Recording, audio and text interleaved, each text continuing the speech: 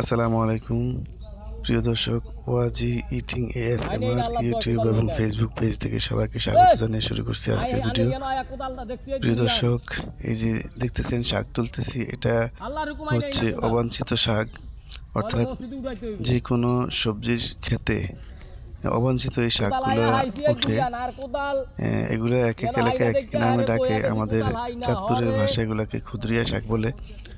তো এই শাকটা আমরা ছোটোবেলায় খেয়েছি। এগুলা বিশেষ করে বিভিন্ন ধরনের আলু ক্ষেত, তারপরে গম ক্ষেত বা অন্যান্য শাকসবজির ক্ষেতে যখন ফসল বুনে, তারপরে ওই অন্যান্য ফসলের সাথে এই শাকটাও উঠে।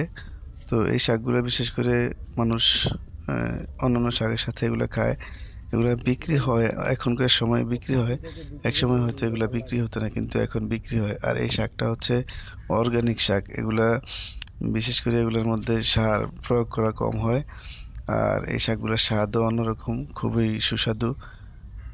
তো গ্রামে আমরা ছোটোবেলায় আমরা খেয়েছি। এখন যেহেতু আধুনিক যুগে মানুষে এই শাকগুলা শহরে পাওয়া যায় কম, তারপরেও মানুষ যারা গ্রাম থেকে কিছু মানুষ আছে বিভিন্ন ক্ষেত থেকে নিয়ে বিক্রি করে। তো আমার শাক তোলা হয়ে গিয়েছে। এই যে দেখুন, এই পরিমাণ শাক আমি তুলেছি এবং এগুলোকে ভালো করে পরিষ্কার করে ধুয়ে নিয়েছি। এখন আমি এগুলোকে রান্না করব। রান্না করার জন্য আমি চুলায় পাতিলে তেল দিয়েছি, তারপরে দিয়েছি পেঁয়াজ কুচি, এরপরে দিলাম কাঁচামরিচ। তো এইভাবে আমি আমার এই শাকটা রান্না করব।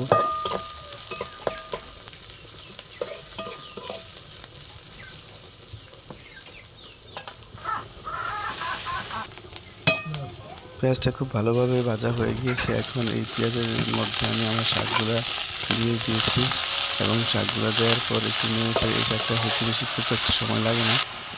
তো আমি এখন এই যে দেখুন লবণ দিলাম, আর মোটামুটি ইন অ্যাভারেজে দেখা যাচ্ছে যে 5-7 মিনিটের মধ্যে আমার শাকটা রান্না করা হয়ে গিয়েছে।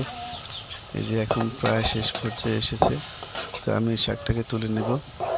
তো এই শাকটা আসলে খেতে অত্যন্ত সুস্বাদু। আপনারা যারা এই শাকটা খেয়েছেন, যদি এই ধরনের কোনো অভিজ্ঞতা থাকে অবশ্যই আপনারা শেয়ার করবেন। তো সর্বশেষ আমার শাক রান্না করা হয়ে গেছে। তো আজকে আমি এখানে শুধু খুদরিয়া শাক না, সাথে আরও অন্যান্য আইটেমও আছে। আমি এগুলো নিয়ে খাবো।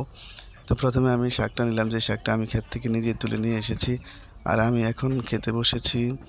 এখন যেহেতু শীতকাল, এই শীতকালে রোদের মধ্যে সাংসারিক যাবতীয় কাজকর্ম সেরে, গোসল সেরে, তারপরে রোদের মধ্যে বসে এখন ভাত খাইতে বসলাম। এখানে প্রথমে আমি খুদরিয়া শাক নিলাম, আর সাথে আছে শসা, লেবু, এছাড়াও আছে মূলার শাক, ইলিশ মাছ দিয়ে আলু এবং করলা, ইলিশ মাছ, আলু এবং করলার তরকারি। তো এগুলো দিয়ে আজকের খাওয়া শুরু করছি এবং এগুলো দিয়ে শেষ করব। দেখতে থাকুন। আর এই ধরনের অভিজ্ঞতা যদি আপনাদের জীবনে থেকে থাকে, কমেন্টে বলতে পারেন, শেয়ার করতে পারেন আপনাদের অভিজ্ঞতাটাও। রোদের মধ্যে ভাত খেতে আমার খুব ভালো লাগে, যেহেতু শীতকালে রোদটা অত্যন্ত মিষ্টি রোদ। আর এটা ঐতিহ্যের একটা বিষয়। কারণ হলো, আমরা ছোটোবেলায় দেখেছি আমাদের দাদা দাদি বা বাবা মা সহ অন্যান্য মুরব্বীরা রোদের মধ্যে ভাত খেতেন। হ্যাঁ, এগুলো আসলে এখনকার দিনে দেখা যায় না। শুধু দেখা যায় না, বিভিন্ন কারণে দেখা গেছে আধুনিক যুগ, কম্পিউটারাইজড যুগ, আধুনিক যুগ হচ্ছে ডিজিটালাইজের যুগ। এই যুগে মানুষ বিভিন্নভাবে কাজকর্মের গতি ধারায় চেঞ্জ হয়ে গিয়েছে। একসময় মানুষ কৃষির প্রতি বেশি নির্ভরশীল ছিল। এখন কৃষিটা থেকে মানুষ আস্তে আস্তে সরে এসেছে। এখন জীবিকার মাধ্যম পাল্টে গিয়েছে, যার কারণে মানুষের খাদ্যের মানুষের আয়ের পিছনে দৌড়াচ্ছে ঠিকই, কিন্তু আগেকার মানুষ যেভাবে দৌড়াতো, যেই পথে দৌড়াতো, এখন মানুষ অন্যভাবে দৌড়াচ্ছে। যার কারণে পুরোনো ঐতিহ্যগুলো মানুষ এখন আর ভালোভাবে বা নিতে পারে না। যেমন এই যে শীতকালের রোদ উপভোগ করা, শীতকালের এ যাবতীয় ওই অনুষ্ঠান উপভোগ করা, এই জিনিসগুলো থেকে, যেমন সকালে ভোরে এ এ আগুন পোহানো, তারপরে রোদে বসা, রোদে বসে নাস্তা খাওয়া, এরপরে রোদে গিয়ে ক্ষেত খামারে গিয়ে কাজ করা, সেখান থেকে এসে গোসল সেরে নামাজ পড়ে রোদের মধ্যে বসে ভাত খাওয়া। হ্যাঁ, এই জিনিসগুলো আসলে মানুষ আস্তে আস্তে এগুলো ভুলে গিয়েছে, ভুলে যাচ্ছে। তো এই ধরনের অভিজ্ঞতা আমার ছোটোবেলায় ছিল, ফাঁকি দিয়ে বেশ কিছু বছর ধরে এগুলো আমি করতে পারি না। এখন এই আমার সুযোগ হয়েছে এভাবে খাওয়া-দাওয়া করার জন্য। তো যতদিন শীত থাকে যদি সুযোগ থাকে অবশ্যই আপনাদের সাথে এই খাওয়া-দাওয়া শেয়ার করব। আপনারা যদি এ ধরনের খাওয়া-দাওয়া ভিডিও আপনাদের কাছে ভালো লেগে থাকে আমাদের ভিডিওতে লাইক এবং শেয়ার করবেন।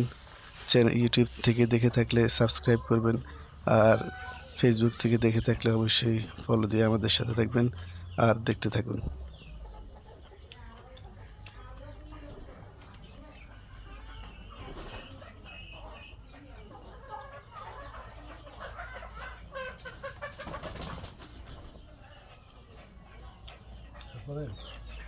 তারপরে অনেক সময় ক্যামেরাটা কমলা দিয়ে রাখা।